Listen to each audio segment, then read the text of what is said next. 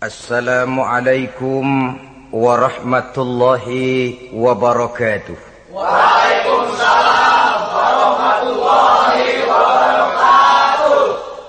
Bismillahirrahmanirrahim. Alhamdulillahi rabbil alamin. Wal aqibatu lil muttaqin. Wala udwana illa 'alal zalimin. والصلاة والسلام على أشرف الأنبياء والمرسلين إمام المتقين سيد الغر المحجلين وعلى آله وأصحابه المجاهدين الطاهرين أما بعد. Saudara-saudara kaum muslimin rahimakumullah. Nabi Musa alaihi salam adalah salah seorang nabi yang termasuk di dalam kelompok ulul azmi, 5 di antara yang terbesar. Beliau mendapat gelar kalimullah, artinya rasul yang pernah diajak dialog langsung oleh Allah subhanahu wa ta'ala. Seperti yang kita maklum bahwa di zaman Nabi Yusuf alaihi salam, beliau membawa serta seluruh keluarganya untuk tinggal di Mesir. Maka berkembang biaklah keturunan Bani Israel di tanah Mesir. Sampai di zaman pemerintahan Ramses II, yang merasa khawatir dengan semakin banyaknya keturunan Bani Israel di Mesir akan menghancurkan kekuasaan daripada kerajaannya. Ramses II inilah yang kita kenal sebagai Fir'aun di zaman Nabi Musa alaihi salam. Maka terjadilah kemudian kebijaksanaan yang tidak bijaksana. Orang-orang tua dari Bani Israel dikerjakan secara paksa, membangun bangunan-bangunan mercusuar. Kemudian bayi-bayi dari Bani Israel dibunuh. Orang tuanya disuruh kerja paksa, bayi laki-lakinya dibunuh. Dengan target agar Bani Israel hapus dari permukaan bumi ini. Tetapi kehendak Allah pasti juga akan terjadi. Maka lahirlah Nabi Musa alaihi salam, yang kelahirannya disembunyikan oleh orang tuanya dari pengetahuan umum. Namun bagaimanapun disembunyikan, kekhawatiran itu datang juga di hati ibu Nabi Musa alaihi salam. Allah kemudian memberikan ilham kepada ibu daripada Nabi Musa. Masukkan anakmu ke dalam satu peti, hanyutkan di sungai Nil. Itu dilakukan oleh ibu Nabi Musa alaihi salam. Dimasukkannya bayi Musa ini ke dalam peti, ditutup rapat, dihanyutkan di sungai Nil. Kemudian ibu tadi memerintahkan saudara perempuannya untuk mengikuti kemana peti ini hanyut di bawah arus sungai Nil. Adapun peti ini kemudian hanyut dibawa oleh arus sungai Nil, memasuki istana Fir'aun. Maka permaisuri atau istri daripada Fir'aun melihat peti hanyut itu, diperintahkan tentaranya untuk mengambil peti tadi. Manakala peti terbuka, berisi seorang bayi laki-laki yang sangat mungil, sangat gembiralah istri daripada Fir'aun. Diusulkannya kepada suaminya agar bayi laki-laki tadi diambil saja, dijadikan sebagai anak angkat, dipelihara dan dibesarkan dalam istana. Fir'aun menerima usul daripada istrinya. Maka sejak saat itu dijaga, dipelihara dan dibesarkanlah Nabi Musa alaihi salam di lingkungan istana Fir'aun laknatullah alaihi. Begitulah ia memasuki masa remajanya, tumbuh sebagai anak angkat daripada Fir'aun dengan segala fasilitas yang serba cukup di dalam istana Fir'aun. Sampai pada masanya di mana ia kemudian menyadari bahwa ia sebenarnya bukan dari keturunan orang-orang Mesir, tapi berasal dari keturunan Bani Israel. Sehingga satu hari ketika ia keluar dari istana, ia bertemu dengan orang yang sedang bertengkar Satu dari keturunan Bani Israel, satu lagi dari orang Mesir. Musa membantu orang Israel ini melerai perkelahian, tapi kemudian Nabi Musa memukul orang Mesir tadi, dan memang hebat, sekali pukul mati. Saudara-saudara, tidak sengaja Nabi Musa itu hanya memukul, memberikan peringatan, tapi mati. Ini disembunyikan oleh Nabi Musa, tapi bagaimanapun disembunyikannya, akhirnya toh tahu. Apalagi Fir'aun sejak awal memang sudah mendapat firasat. Jangan-jangan inilah yang banyak diramalkan oleh dukun-dukunku, ahli nujum di istanaku, bahwa akan lahir seorang anak laki-laki dari keturunan Bani Israel yang akan menghancurkan kekuasaanku, memusnahkan kerajaanku. Jangan-jangan ini orangnya. Sejak hari pertama menemukan bayi Musa, Fir'aun sudah punya firasat ke arah itu. Tapi karena kalah oleh desakan istrinya, maka diterimalah Musa untuk dibesarkan di dalam lingkungan istana. Sehingga akhirnya oleh karena perasaan bersalah ini, Nabi Musa melarikan diri. Melarikan diri dari istana Fir'aun. Setelah nyata-nyata bahwa dia memang keturunan Bani Israel. Melarikan dirilah Nabi Musa alaihi salam keluar dari Mesir menuju negeri Madian. Di dalam pengembaraannya, saudara-saudara, di satu lembah, Nabi Musa ketika itu belum menjadi nabi. Pemuda Musa ketika itu sedang beristirahat. Dari kejauhan dilihatnya orang sedang berdesak-desakan. Rupanya adalah pengembala-pengembala kambing yang akan mengambil air dari dalam sumur. Mereka berdesak-desakan, berebut karena sumur cuma satu, yang ngambil air kelewat banyak.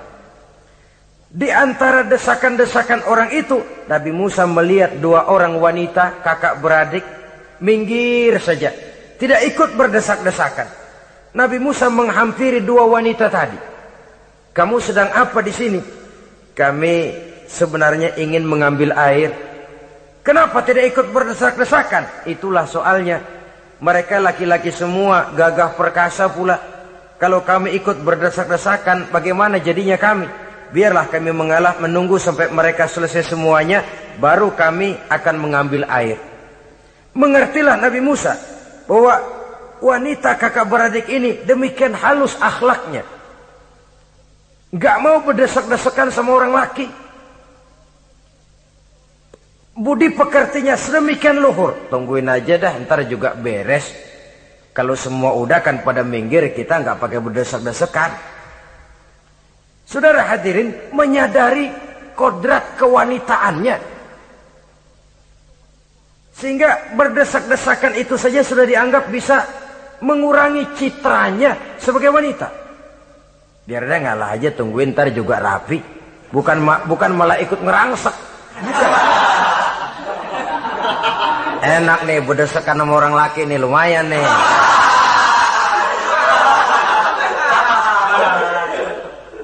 Sepintas itu saja sudah cukup bagi Nabi Musa, pemuda Musa, untuk menilai akhlak daripada wanita itu tadi.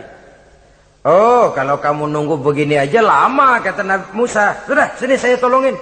Diambil embernya, Nabi Musa ikut berdesakan.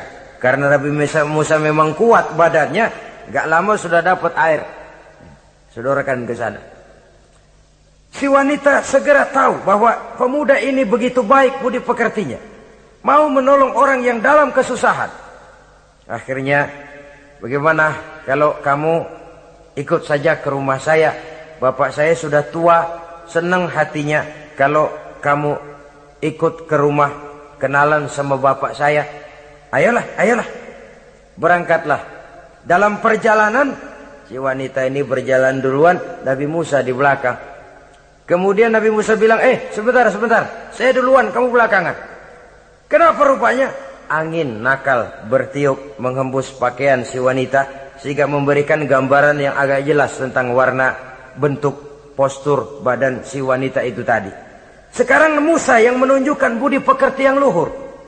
Gak mentang-mentang ditiup angin, nah mumpung nih.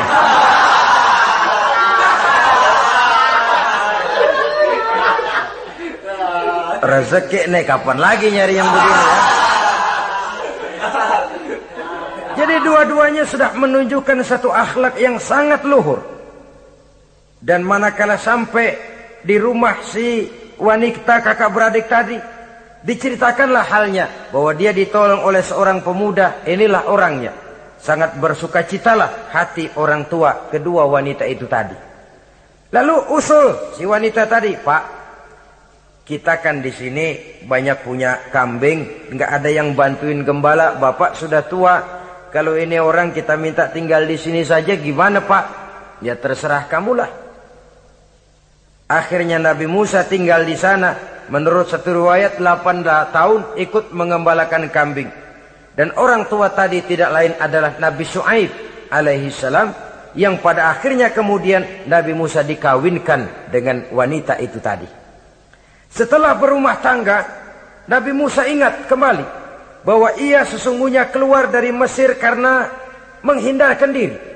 Bahwa kaumnya Bani Israel hidup di Mesir itu tertindas di bawah rezim kekuasaan Fir'aun yang zalim. Dikerjakan secara paksa. Wanita dipermalukan. Bayi-bayi laki-laki dibunuh. Tergerak hatinya. Dia sudah enak. Punya mertua bijaksana. Punya istri cantik. Hidup tenang sebagai pengembala kambing. Tapi nurani kebangsaannya berontak. Saya tidak boleh bersenang-senang sementara bangsa saya ditindas. Saya tidak boleh menari di atas bangkai saudara saya. Saya tidak boleh tersenyum di atas penderitaan saudara-saudara saya. Saudara-saudara saya Bani Israel merintih di bawah penindasan Fir'aun. Saya harus membebaskan mereka. Diceritakanlah hal ini kepada mertuanya. Wah, kalau pakai bahasa mertua, saya mau kembali ke Mesir. Untuk apa Musa? Untuk menyelamatkan saudara-saudara saya Bani Israel yang masih dalam cengkraman kezaliman rezim Fir'aun. Saya harus membebaskan mereka. Ya kalau memang itu tekadmu nak, berangkatlah. Bapak mengiringimu dengan doa. Berangkatlah Nabi Musa bersama istrinya. Sampai ketika beliau sedang istirahat di satu lembah, dari kejauhan beliau melihat ada api menyala. Beliau berkata kepada istrinya, kau tunggu di sini. Tidak lama saya akan kembali. Saya akan menghampiri api itu. Berangkat Nabi Musa ke arah api menyala tadi. Makin didekati makin terang sinarnya. Sampai kemudian terdengar suara, ya Musa, inni ana rabbuka fakhla' na'laik. Innaka bilwadil muqaddasi tuwa wa ana akhtartuka fastami' lima yuha. Wahai Musa, akulah Tuhanmu. Bukalah terompahmu. Sesungguhnya engkau berada di satu lembah yang disucikan bernama lembah Tua. Aku telah memilihmu Musa, dan sekarang dengarlah apa yang diwahyukan kepadamu. Pada saat itulah turun wahyu pertama, dan resmilah sudah Nabi Musa diangkat menjadi Rasul oleh Allah subhanahu wa ta'ala. Di satu lembah di Bukit Tursina. Apa wahyu yang pertama turun? Bunyinya, innani anallah, la ilaha illa ana fa'budni. Sesungguhnya aku inilah adalah benar-benar Tuhanmu. Tidak ada Allah selain daripada aku. Maka hendaklah engkau hanya beribadah menyembah kepadaku. Ini umum saudara. Semua Rasul yang diutus Allah, inilah ajaran prinsipnya. Anallah, la ilaha illa ana. Akulah Allah Tuhanmu. Tidak ada Tuhan lain selain Allah. Semua Rasul membawa ajaran ini. Oleh sebab itu, bukan hanya sekadar percaya kepada Tuhan saja yang penting. Sudahlah, pokoknya kan percaya kepada Tuhan. Iya, Tuhan yang mana?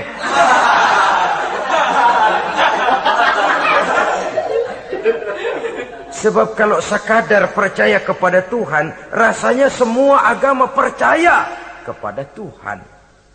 Begitulah orang Hindu percaya kepada Tuhan, tapi Tuhan menurut mereka Trimurti, Wisnu, Shiva, Brahma. Orang Buddha percaya kepada Tuhan, tapi Tuhan dalam pandangan mereka ada Tuhan kecil Hinayana, ada Tuhan besar Mahayana. Orang Majusi juga percaya kepada Tuhan, tapi Tuhan dalam pandangan mereka ada Tuhan kebaikan, namanya Ahriman. Ada Tuhan kejahatan, namanya Ahura Mazda. Orang Nasrani juga percaya kepada Tuhan. Tapi Tuhan kata mereka dalam bentuk Trinitas. Tuhan Anak, Tuhan Bapa, Ruhul Kudus. Ini semua Tuhan dalam pandangan mereka. Jadi kalau sekadar percaya kepada Tuhan, percaya kepada Tuhan, percaya kepada Tuhan. Tuhan yang mana? Itu yang prinsip. Itu yang prinsip. Sebab salah kita dalam mempercayai Tuhan, kita akan terjebak ke dalam penyakit. Kalau tidak kufur, syirik. Dan dua-dua itu bapak moyangnya dosa.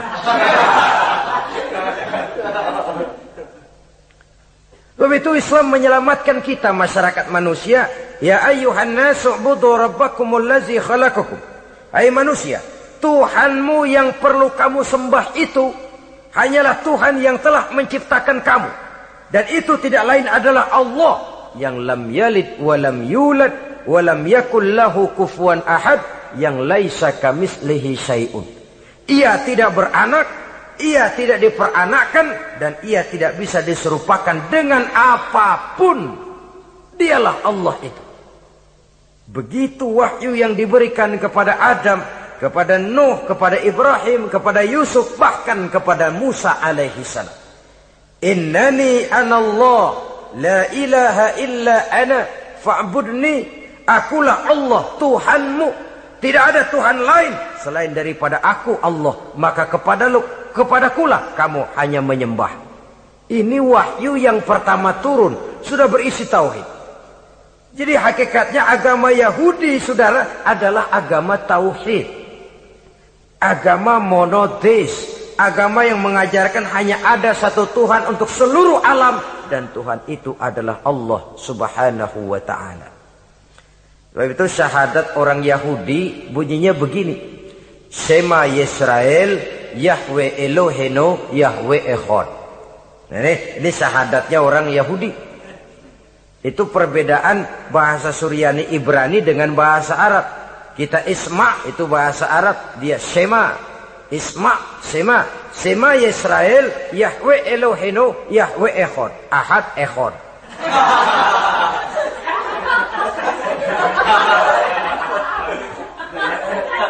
Maksudnya jelas. Sema Yisrael, Yahweh Elohenu, Yahweh Echad. Dengarlah hai Israel. Tuhan kita ialah Tuhan yang Esa. Yahweh kata mereka, Tuhan kita ialah Tuhan yang Esa. Esa tunggal. Tidak beranak, tidak diperanakan. Kalau masih beranak, masih diperanakan, jangan Esa disebut. Sebab dia masih berbilang. Dan maha suci Allah daripada sifat berbilang. Jadi asas dari seluruh misi yang dibawa oleh Rasul yang 25 itu sama. Tauhid inti ajarannya. Setelah tauhid, wa aqimis sholata li zikri, dan dirikanlah solat untuk mengingat aku. Jadi solat pun diwajibkan kepada Nabi Musa. Cuma teknisnya yang berbeda. Bagaimana solat di zaman Nabi Musa, bagaimana solat di zaman Nabi Sulaiman, bagaimana solat di zaman Nabi Muhammad. Prinsipnya sama, solat. Teknisnya yang berbeda. Di zaman Nabi Sulaiman, konon solat itu tidak pakai ruku, tidak pakai sujud, diri saja. Makanya Nabi Sulaiman itu menurut riwayat meninggalnya dalam posisi berdiri. Artinya apa? Dalam keadaan sholat beliau itu. Bukan diri ngejedek kayak kita nungguin bus, bukan.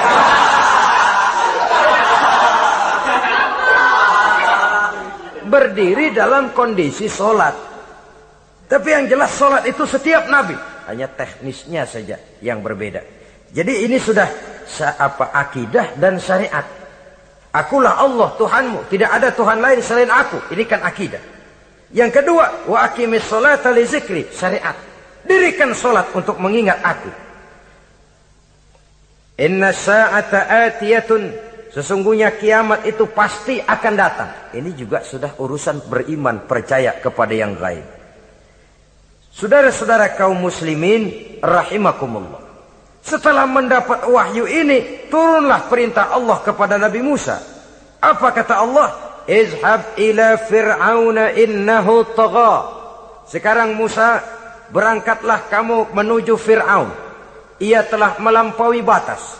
Berangkatlah kamu ke sana Musa. hadapi Fir'aun, sampaikan dakwah ini, ia telah melampaui batas. Innahu tagha, ia telah berlebih-lebihan. Nah, saudara-saudara, jadi dua fungsi sudah. Kalau pada mulanya Nabi Musa berniat kembali ke Mesir hanya untuk membebaskan kaumnya Bani Israel, sekarang malah bertambah. Tidak hanya sekedar itu, malah lebih utama adalah menyampaikan risalah, menyampaikan misi kerasulannya, menyadarkan Fir'aun, menegakkan tauhid, mengembangkan syariat. Bertambahlah tugas Nabi Musa sebagai pejuang bangsa, juga sebagai mujahid, pejuang agama. Pada mulanya sebagai pejuang bangsa tuh, artinya Nabi Musa ini kembali kepada Fir'aun di Mesir, tujuannya tadi kan cuma untuk membebaskan Bani Israel kaumnya. Ini pejuang bangsa. Tapi di tengah jalan ia mendapat wahyu.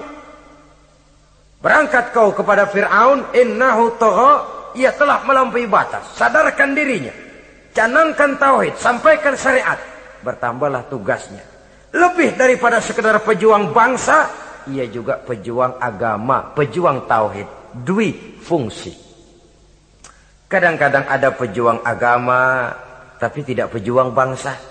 Kadang-kadang ada pejuang bangsa tapi tidak pejuang agama.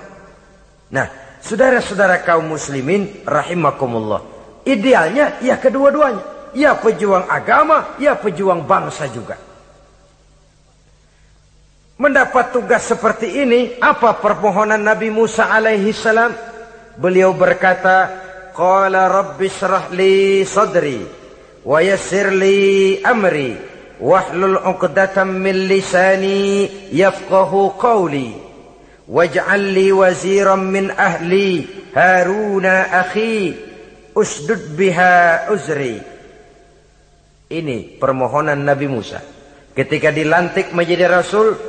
Diberikan tugas, berangkat kau ke Mesir, sampaikan risalah ini kepada Fir'aun, karena ia telah melampaui batas. Apa permohonan Nabi Musa? Rabbi syrah li sadri, ya Allah, lapangkan hati saya. Wa yassir li amri, mudahkan urusan saya. Wahlul 'uqdatam min lisani, buka kebekuan lidah saya. Yafqahu qawli, sehingga mereka mengerti apa yang akan saya bicarakan. Ini kondisi dasar. Memulai satu perjuangan dengan persiapan dasar. Apa permohonan pertama? Isyrah li sadri, lapangkan jiwa saya. Menghadapi musuh dengan jiwa yang lapang itu penting. So, kalau kita menghadapi musuh dengan jiwa yang sempit, kita sudah kalah sebelum perang. Menghadapi musuh dengan jiwa yang lapang, artinya masih berharap kalau dia mau mengikuti ajaran ini. Jadi pada tahap pertama itu datang bukan sebagai orang yang mau membasmi, tapi sebagai orang yang mau menyelamatkan. Ini perlu jiwa yang lapang. Sebab dakwah Nabi Musa itu kan pertama menyadarkan Fir'aun dulu. Nanti akan kita lihat setelah disadarkan dengan kata-kata, tidak kena juga dengan bukti berupa mukjizat. Masih bandel juga. Musa mohon supaya dikirim bencana. Masih nggak mempan juga, habis deh urusan. Jadi ada tahapan sesuai dengan kemungkinan Fir'aun bisa menerima. Sama juga bayi itu kan kalau baru lahir ke dunia, brol, kasih susu emaknya dulu. Gedean dikit, bubur. Gedean lagi, nasi uleg dah. Udah gede betul, nasi. Udah gede banget, jengkol jijelin.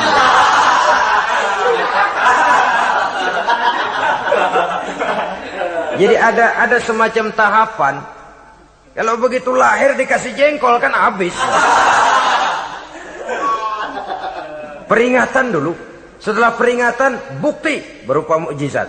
Dihadapkan dengan sihir, menang mukjizat. Masih tidak mempan juga, teguran, dikirimkan azab, dikirimkan bencana. Masih tidak mempan juga, sudah ditenggelamkan oleh Allah di Lautan Merah. Itu akan kita ceritakan kemudian nanti. Jadi apa yang diminta oleh Nabi Musa, ya Allah, lapangkan hati saya menghadapi Fir'aun ini. Fir'aun CS, Fir'aun, Haman, dan lain-lain. Dan jangan lupa Fir'aun itu cuma ya hakikat, tapi juga simbol. Hakikatnya memang ada yang namanya Fir'aun itu. Simbol karena Fir'aun selalu berkembang. Di setiap zaman, di setiap tempat, Fir'aun selalu ada. Cuma liciknya Fir'aun ini kemana dia pindah, ke situ dia ganti nama. Orang sering lupa. Padahal isinya Fir'aun. Namanya bisa Hitler, namanya bisa Mussolini, namanya bisa Stalin. Tapi isinya Fir'aun. Kemana dia tinggal, di situ dia ganti nama. Simbol dari kekuasaan yang terlepas dari kontrol iman. Simbol dari kekuasaan yang menyebabkan orang lupa diri dan lupa daratan. Dan sebenarnya mah Fir'aun mulanya cuma raja tuh. Raja doangan dia. Cuman kelamaan jadi raja, kagak mau turun-turun. Akhirnya dia menganggap tidak ada yang lebih tinggi daripadanya. Apalagi ketika Nabi Musa datang mengajarkan ada Tuhan lain, yaitu ada Tuhan yang sebenarnya, yaitu Allah. Lah Fir'aun sampai kepada puncak kekurang ajarannya, memproklamirkan diri sebagai Tuhan. Ana rabbukumul a'la. Bukan karena kebodohannya sebenarnya, tapi karena gengsi kekuasaannya. Nah ini, gengsi kekuasaan ini sering menyebabkan orang overacting. Fir'aun bukan bodoh, bukan. Fir'aun bukan tidak tahu kalau Musa itu benar, tahu. Fir'aun bukan tidak ngerti kalau itu mukjizat, sihir kalah, tahu. Tapi gengsi kekuasaan. Gua kan raja, masa di depan rakyat tunduk sama Musa? Gengsi dong.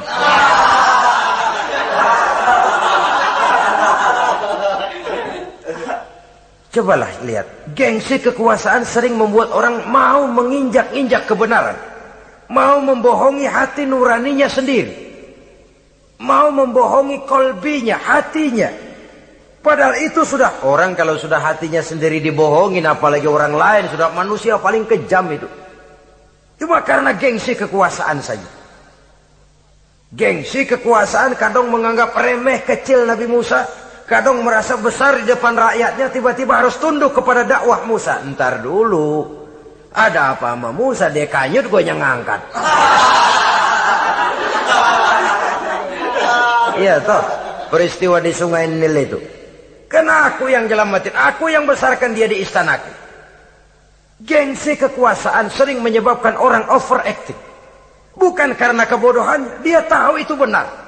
Tapi dia berat untuk mengikutinya. Kenapa? Gengsi kekuasaan. Inilah watak Fir'aun.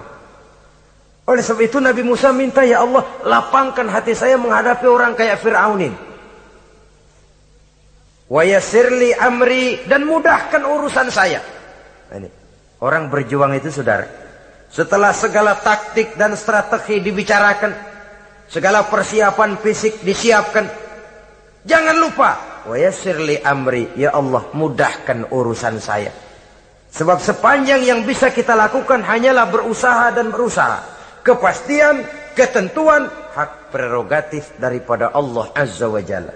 Kalau Allah memberikan kemudahan, satu dunia orang mau menghadang, no problem. Kalau Allah sudah memberikan kemudahan, satu dunia orang mau mendatangkan kesulitan, gak ada gunanya. Wa yassirli amri, mudahkan kiranya urusan saya ini ya Allah. Karena sudah terbayang oleh Musa. Pertama faktor psikologis. Bagaimanapun Fir'aun itu kan bapak angkat sendiri.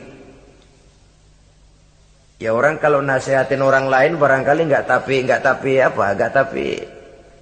nggak terlalu jadi beban moral. Tapi kalau sudah menasehati orang yang pernah mengasuh dan membesarkan dia, itu kan beban moral. Sulit posisi ini. Apalagi kekuasaan mutlak berada di tangannya, tentaranya gagah perkasa.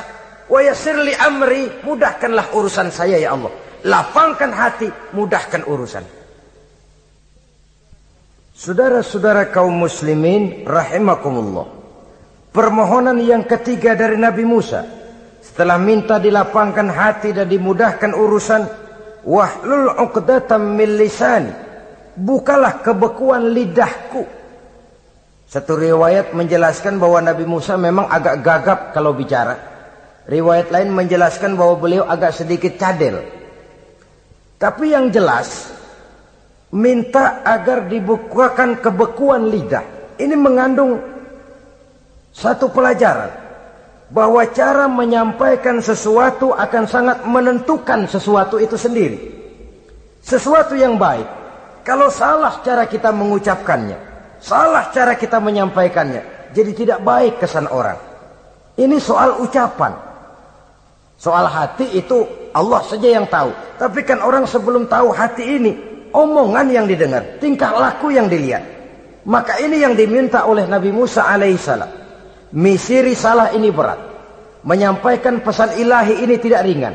Kalau salah saja ngomong, akan timbul kesalah pengertian. Oleh sebab itu, wahlul 'uqdatam min lisani, bukalah kebekuan lidah saya ini, supaya lancar bicara untuk menyampaikan yang hak, menghancurkan yang batil. Cara kita menyuguhkan sesuatu sangat menentukan sesuatu itu sendiri. Saudara datang ke rumah saya, yang saya suguhkan cuma segelas teh pahit dan singkong goreng. Tapi kalau dengan kata-kata yang menyentuh, enak didengar telinga, nggak berasa tuh singkong goreng. Sebaliknya yang disuguhkan makanan mahal, mewah, lezat, caranya kasar, omongannya nggak enak didengar. Makan dah sikat abis ini, gue tahu lu lapar abis ini.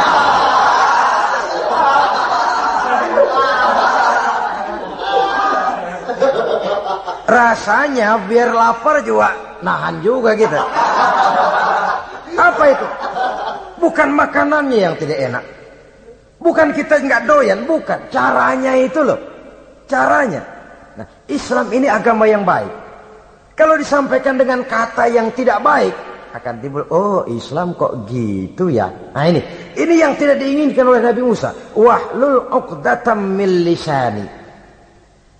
Kita begitulah dalam kehidupan ini, kadang mendengar satu ceramah bisa berurai air mata, bisa histeris, bisa gembira. Kenapa? Kepandaian orang menyampaikannya.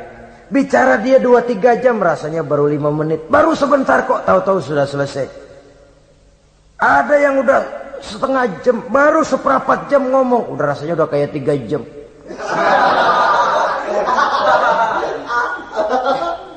Kita udah membisikkan, udah dah. Wahlul 'uqdatam min lisani. Targetnya apa? Yafqahu qauli, agar mereka memahami. Tentu lawannya agar mereka tidak salah mengerti, agar mereka tidak salah paham. Sebab kalau misi ini diterima dengan salah paham, dakwah tidak nyambung. Maka ini doa banyak dibaca, diamalkan oleh orang-orang mimbar yang sering pidato. Lapang hati melihat kerumunan orang banyak, tapi nggak dak-dikduk, nggak kena demam mimbar. Udara dingin tapi keringat, baju basah. Saudara hadirin yang saya hormati, lalu permohonan yang selanjutnya daripada Nabi Musa alaihi salam, waj'al li waziran min ahli, dan jadikanlah bagiku seorang pembantu dari keluargaku. Siapa? Haruna akhi, dia tidak lain adalah saudaraku Harun. Usdud biha uzri, akan saya limpahkan kepadanya segala beban-beban yang saya derita. Artinya orang berjuang perlu teman, nggak bisa sendirian. Nggak, bagaimanapun hebatnya kita tetap memerlukan bantuan daripada orang lain. Sendiri memang lebih baik daripada berteman orang jahat. Tapi berdua lebih baik daripada sendiri. Bertiga lebih baik daripada berdua. Makin banyak, makin baik. Untuk satu persoalan yang besar, memerlukan kebersamaan. Begitulah Nabi Musa memberikan contoh. Saya tidak bisa berjuang sendiri. Saya minta dibantu oleh saudara saya Harun. Jadikan dia pembantu saya. Tempat saya membagi suka dan duka dalam perjuangan ini. Tempat saya bercerita, tempat saya mengeluh, tempat saya melarikan persoalan. Sebab beban hati itu akan berkurang kalau kita ada tempat kita bercerita. Nah, saudara-saudara, berangkatlah Nabi Musa ke Mesir.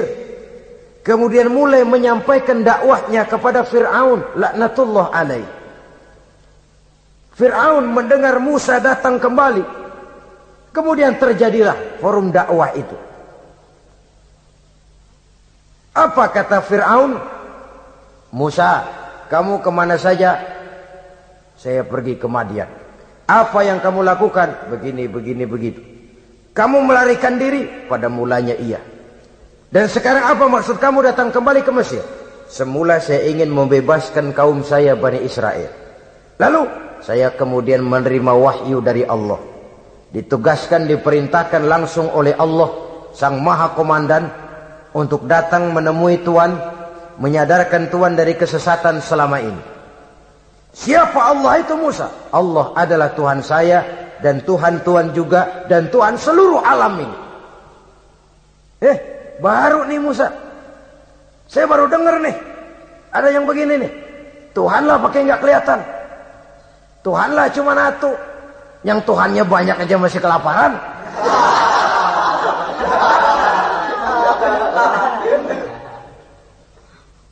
Di mana Tuhan? Tuhan saya bersemayam di aras, tempat yang sangat tinggi. Hei Haman, kata Fir'aun kepada Perdana Menterinya, bikin menara yang tinggi. Bikin rakyat kerja paksa lagi, bikin menara tinggi. Naik Fir'aun ke atasnya, ngelepas panah dari atasnya. Menurut satu riwayat, panah itu ditangkap oleh malaikat, ditublaskan ke ikan, lalu dikembalikan lagi kepada Fir'aun dalam kondisi di mana panah itu berdarah. Dia tangkap lagi oleh Fir'aun, turun ke bawah, pidato di depan rakyatnya. Liatin, Tuhan Musa udah saya panah nih. Mati. Saudara hadirin yang saya hormati, dengan segala macam dalih Fir'aun mencoba mengingkari dakwah Nabi Musa alaihi salam. Baiklah Musa, andai kata kamu benar, apa buktinya? Tuhan mau apa? Kamu sanggup menandingi tukang sihir saya? Insya Allah. Ayo kumpul tukang sihir, kumpul. Kumpulkan tukang sihir, dilepaskan tali-tali kecil, berubah jadi ular mengejar Musa. Musa oleh Allah difirmankan, lemparkan tongkatmu Musa. Musa melemparkan tongkatnya. Tongkat Musa kemudian berubah menjadi ular besar yang menerkam ular-ular kecil tadi. Habis itu ular kecil ciptaan tukang sihir Fir'aun. Begitu hebat mukjizat yang diberikan Nabi Musa. Dan Fir'aun tahu itu mukjizat. Tapi dia ingkar juga. Tidak mau beriman. Sudah nyata bukti, sudah jelas saksi, dia tetap ingkar. Akhirnya Nabi Musa berdoa memohon kepada Allah, Rabbana innaka ataita fir'auna wa mala'ahu zinatan wa amwalan fil hayatid dunya. Wahai Allah, sungguh engkau telah memberikan kepada Fir'aun dan para pembesarnya zinatan, segala macam perhiasan, wa amwalan, dan segala macam harta benda, fil hayatid dunya, di dalam kehidupan dunia ini. Rabbana liyudillu an sabilik, semuanya hanya menyebabkan mereka jadi sesat dari jalanmu. Rabbana tmis ala amwalihim, ya Allah binasakanlah mereka di dalam hartanya. Wasdud ala qulubihim, tutuplah pintu hatinya. Fala yu'minu hatta yarawul azab al-alim, mereka tidak akan beriman sampai mereka melihat azab yang sangat pedih. Sudah dibuktikan dakwah baik-baik tidak mempan. Bukti berupa mukjizat tidak kena. Sampai dikirimkan teguran berupa berbagai macam bencana, masih tidak juga beriman. Akhirnya Nabi Musa memutuskan, kalau begitu menyelamatkan kaum dululah. Kaumnya Bani Israel dibebaskan dari perbudakan. Dibawa oleh Musa keluar dari Fir'aun, dari Mesir. Dikejar oleh Fir'aun. Dalam pengejaran ini sampailah Nabi Musa di tepian Laut Merah. Buntu, depan laut, belakang tentara Fir'aun. Maju kecebur, mundur kepergok musuh. Enggak ada pilihan lain. Dalam kondisi seperti ini, Allah subhanahu wa ta'ala berfirman kepada Musa, lemparkan tongkatmu ke laut, hai Musa. Musa melemparkan tongkatnya ke laut. Terjadilah mukjizat. Laut terbelah, jalan muncul ke permukaan laut. Lewat Musa di jalan itu, Fir'aun terus mengejar. Ketika Musa sampai di tepian sebelah sana, Fir'aun masih di tengah jalan. Laut menutup kembali, hilang itu jalanan. Fir'aun dan seluruh tentaranya tenggelam di Lautan Merah. Mati. Pada saat kondisi seperti itulah Fir'aun dalam keadaan menghadapi sakaratul maut, napas cengap-cengap, hampir putus di leher, berkata dia, amantu bi Rabbi Musa wa Harun. Kalau begini mah saya juga percaya dah sama Tuhan. Percaya dah sama Tuhannya Musa dan Tuhannya Harun. Kata malaikat maut, kemarin kemana mas?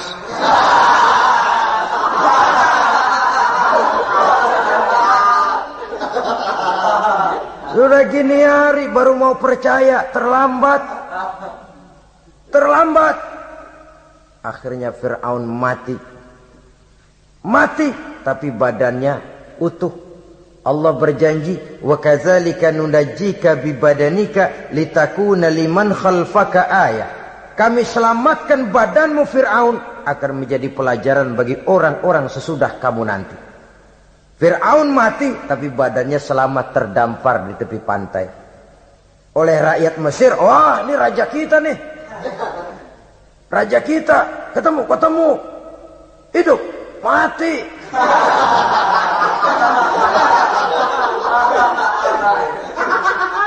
Kemudian sesuai dengan tradisi raja waktu itu, dimumilah badannya, diawetkan. Sehingga sampai sekarang, jenazah atau jasad daripada Fir'aun ini masih tersimpan dengan baik di museum negara di Mesir itu. Saudara-saudara kaum muslimin rahimakumullah. Jadi satu hal yang bisa kita ambil pelajaran daripada riwayat perjalanan dakwah Nabi Musa ini, bahwa dakwah menyampaikan risalah memang bukan jalan lurus dan licin bertabur bunga di kanan kirinya. Dakwah menyampaikan pesan agama, jalannya berliku, berbelok, menanjak, menurun, banyak onak dan duri di sekelilingnya. Yang paling makan hati adalah apabila sudah berdakwah kepada penguasa yang zalim, seperti halnya Fir'aun ini. Bagaimanapun ia punya kekuasaan, ia punya tentara, ia bisa menghitamkan yang putih, ia bisa memutihkan yang hitam. Kalau bukan iman yang jadi landasan moral dalam perjuangan, orang mudah frustasi. Kalau berdakwah kepada rakyat kecil, resiko kurang. Kalau berdakwah kepada para pengusaha, resiko kurang. Kalau berdakwah kepada kelompok-kelompok yang tidak memegang kekuasaan, resiko kurang. Tapi kalau sudah kelompok memegang kekuasaan, yang tersinggung gengsi kekuasaannya, disitulah resikonya sedemikian besar. Ini yang dihadapi oleh Nabi Musa alaihi salam. Tapi yang dijalaninya dengan tabah, dengan tekun. Karena kebenaran memang bisa ditekan, tapi satu hal yang jelas, kebenaran sama sekali tidak akan bisa dikalahkan. Buat sementara dia bisa ditekan, tapi lambat atau cepat dia pasti akan muncul ke permukaan, dan kebenaran jugalah yang akan tampil sebagai pemenang. Sebenarnya kurang apa Fir'aun? Kekuasaan mutlak berada di tangannya. Seluruh menteri-menterinya adalah pendukungnya belaka. Rakyat dipaksa untuk takut dan taat kepadanya. Dia adalah kekuasaan tunggal di Mesir. Sementara kaum Bani Israel berada di bawah penjajahannya, penindasannya, kesewenang-wenangannya. Dan bahkan ketika Nabi Musa sudah menyampaikan dakwahnya, Fir'aun malah sempat mengungkap jasa. Musa, kamu kok sekarang bisa begitu? Enggak ingat ya dulu, kamu hanyut di sungai Nil, istri saya kan yang angkat. Saya yang besarkan di istana saya. Kok sekarang kamu bisa ngelawan saya sih? Ini biasa. Apa jawab Nabi Musa? Kenikmatan yang kau berikan kepada saya belum seberapa ketimbang penghinaanmu kepada kaum saya Bani Israel. Jangan kau menyangka Fir'aun, kalau saya kau bikin senang, saya lalu akan mau mengkhianati bangsa saya sendiri. Tidak. Sama sekali kesenangan yang kau berikan kepada saya tidak akan menutup mata saya dari kondisi yang dihadapi oleh kaum saya, oleh umat saya. Mereka tersiksa, mereka menderita, mereka merana. Haruskah saya lupakan mereka cuma karena saya sudah tinggal di istanamu, engkau yang membesarkan? Padahal kau pun membesarkan saya bukan karena kemauanmu. Desakan daripada istrimu. Jangan ngitung-ngitung jasa Fir'aun. Andai kata pun jasamu ada kepada saya, belum seberapa ketimbang penghinaanmu kepada bangsa saya Bani Israel. Di situ Nabi Musa menunjukkan sifat nasionalisme yang sangat tinggi. Rasa nasionalisme yang sangat mendalam. Kadang-kadang kan orang ya seperti di zaman penjajahan Belanda, karena diangkat jadi tuan tanah, bangsanya sendiri diinjak-injak. Karena diangkat jadi centeng dikit dah, kumis mbaplang dah, bukan main. Bangsanya sendiri diinjak-injak. Fir'aun mengingatkan ini. Kalau cara kita, lo gede di sini, makan di sini, segala macam di sini dah. Masa lupa kacang sama kulitnya? Kasarnya mah lu bisa begini nih, Musa nih, gue yang rawatin lu. Saya yang menjagamu, mengangkatmu dari sungai Nil. Masa sekarang sudah gede begini kamu mau berhadapan dengan saya? Punya pikiran dong dikit kalau cara kita. Mikir dong, mikir. Dulu lagi kayu di Nil, siapa yang angkat? Musa tidak membantah. Betul itu Fir'aun, betul. Tapi apalah artinya semua itu ketimbang penghinaan yang engkau berikan kepada bangsa saya. Saya tidak mungkin menari-nari di atas bangkai umat saya. Saya tidak mungkin bersenang-senang di atas penderitaan kaum saya. Dan saya tidak mungkin senyum ceria di atas derita daripada kaum saya. Dengan tidak melupakan jasamu, saya tidak akan merubah pendirian saya. Saya ingin membebaskan penjajahan. Saya ingin membebaskan kaum saya Bani Israel dari belenggu penindasan. Kalau engkau sudah tidak mau mendengar dakwah yang saya sampaikan, tidak mau bertuhan Allah, tidak mau menyembah kepadanya, tetap dengan keangkuhan dan kesombonganmu sekarang ini, okelah, berjalanlah dengan keyakinanmu. Tapi saya harus membebaskan kaum saya Bani Israel. Saudara-saudara kaum muslimin rahimakumullah. Itulah jalan dakwah, jalan menyampaikan risalah agama, risalah Islam. Sekali lagi, bukan jalan lurus bertabur bunga. Tapi agama memberikan ajaran, balighu anni walau ayat. Sampaikan dari aku, walaupun cuma sekedar satu ayat saja. Tugas ini memang mulia, tapi berat. Tugas ini memang terhormat, tapi penuh resiko. Ya kalau menyampaikan asal sekedar menyampaikan, sudahlah, pokoknya nyampaikan, percaya syukur kagak udah dah. Bukan cuma sekadar itu, ada semacam tanggung jawab moral. Maka kondisi dasar yang dilakukan oleh Nabi Musa, permohonan yang tadi itu, ya Allah lapangkan hati saya. Jalan ini penuh onak dan duri, berliku menanjak menurun. Banyak halangan, tentangan, rintangan, dan fitnahan. Kemudian mudahkan urusan saya. Menentang kekuasaan Fir'aun bukan perkara ringan. Bukan urusan main-main. Menentang raja yang sedang berkuasa. Kekuasaannya mutlak, otoriter pula. Diktator murni Fir'aun itu. Mudahkan urusan saya menghadapi jalan ini ya Allah. Karena tidak mungkin menurut otak. Mana bisa kata kebiasaan, impossible kata rasio. Kalau Allah mau memudahkan, semua jalan akan terbuka dengan mudah. Tapi kalau Allah yang mempersulit, bagaimanapun matangnya perhitungan strategi, taktik, rencana, program, planning, kalau Allah mempersulit, jalan itu akan jadi buntu jadinya. Oleh sebab itu maka persiapan zahir harus diimbangi dengan persiapan batin. Untuk menegakkan sesuatu yang hak, menghancurkan sesuatu yang batil sebagaimana yang dilakukan oleh Nabi Musa alaihi salam ini. Dan segala macam tantangan dihadapi oleh Nabi Musa. Kau menyampaikan risalah bahwa engkau Rasul? Ya. Kau punya bukti? Siap. Apa buktimu? Ini. Tongkat dilempar jadi ular, tangannya dimasukkan ke saku baju lalu dikeluarkan bersinar gemerlapan, lebih sinar dari lampu merkuri. Sampai Fir'aun silau dibuatnya bersesudah. Musa sudah, masukkan tanganmu lagi, masukkan tanganmu lagi. Dia tahu, dia sadar itu bukan sihir. Tapi lagi-lagi gengsi kekuasaannya. Sehingga pantas kalau Nabi pernah bersabda, afdalul jihad kalimatu haqqin inda imamin jair. Jihad yang paling besar adalah mengucapkan kebenaran di depan penguasa yang zalim. menyampaikan kebenaran di hadapan penguasa yang zalim. Tapi kan berat, saudara. Sulit. Apalagi kalau belum apa-apa udah ngeri. Udah jangan dah.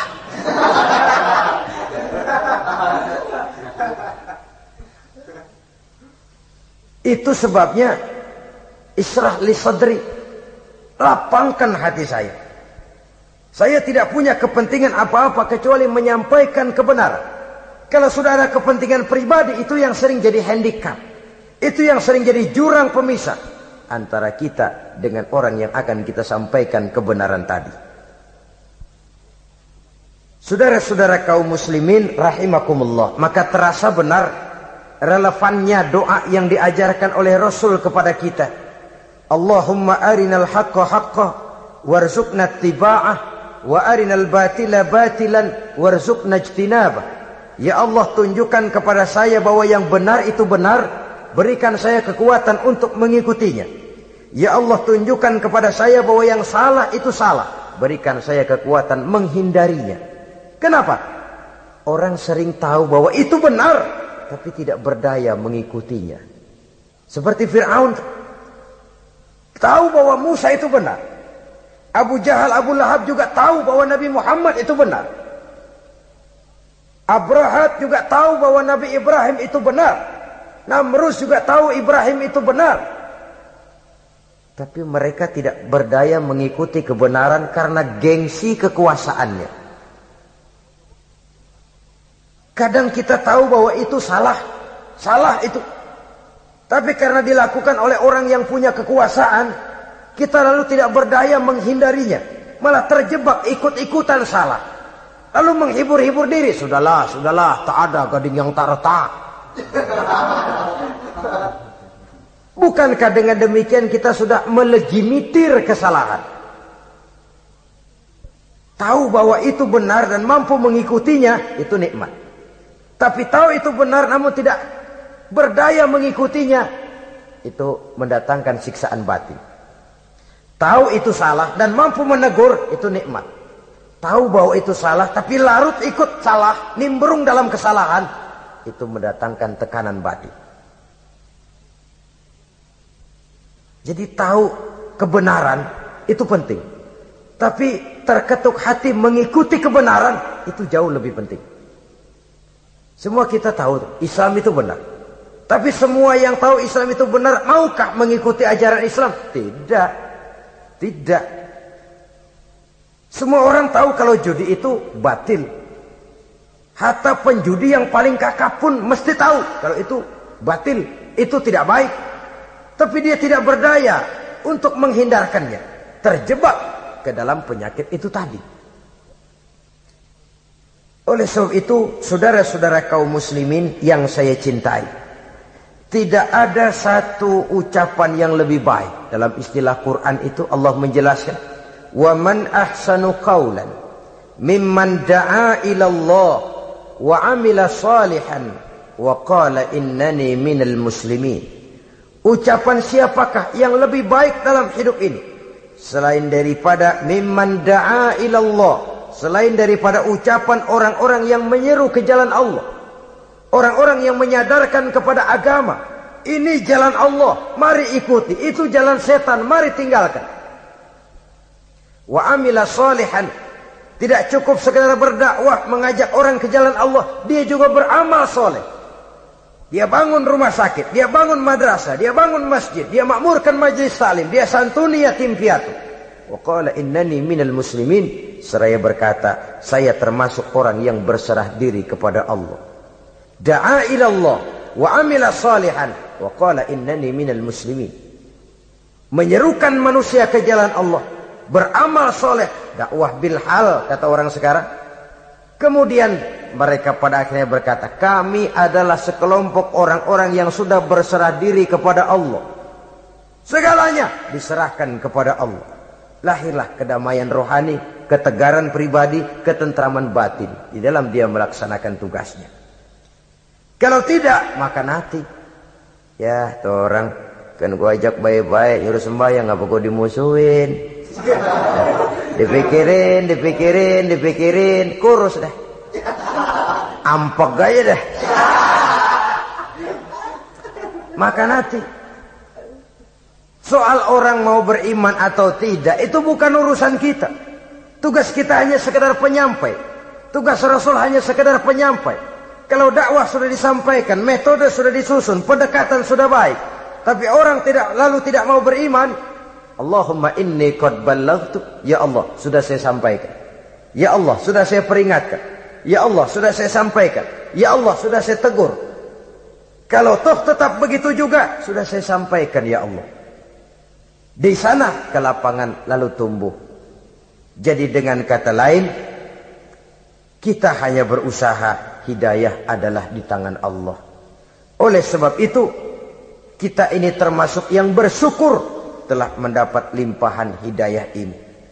Kalau kita lihat Fir'aun CS termasuk Haman, Perdana Menterinya, dan seluruh bala tentaranya, kurang apa? Mereka lihat mukjizat. Mereka saksikan kebesaran Allah.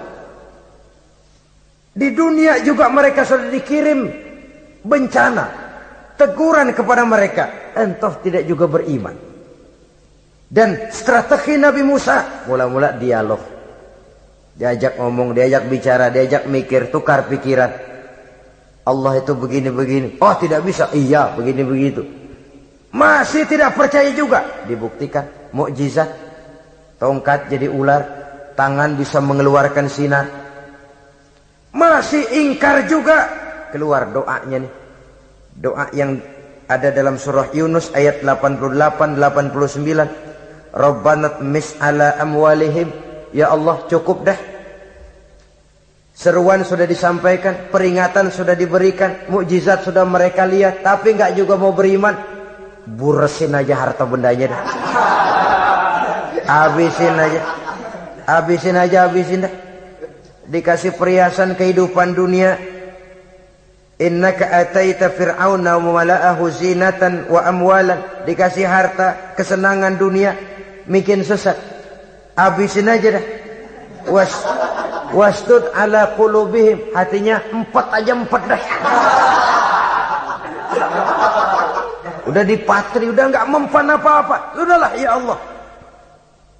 Wala yu'minu hatta yaraul azabal alim. Rasanya mereka memang enggak bakalan mau beriman kalau belum melihat azab yang sangat pedih. Dan memang setelah timbul tenggelam, napas mau sekarat, baru beriman. Terlambatlah sudah. Nah, saudara-saudara kaum muslimin rahimakumullah, bagaimana akhir daripada perjalanan Nabi Musa ini, insya Allah akan kita bicarakan pada pertemuan berikutnya. Terima kasih atas perhatian saudara. Mohon maaf atas segala kekurangan. Wassalamualaikum warahmatullahi wabarakatuh. Waalaikumsalam.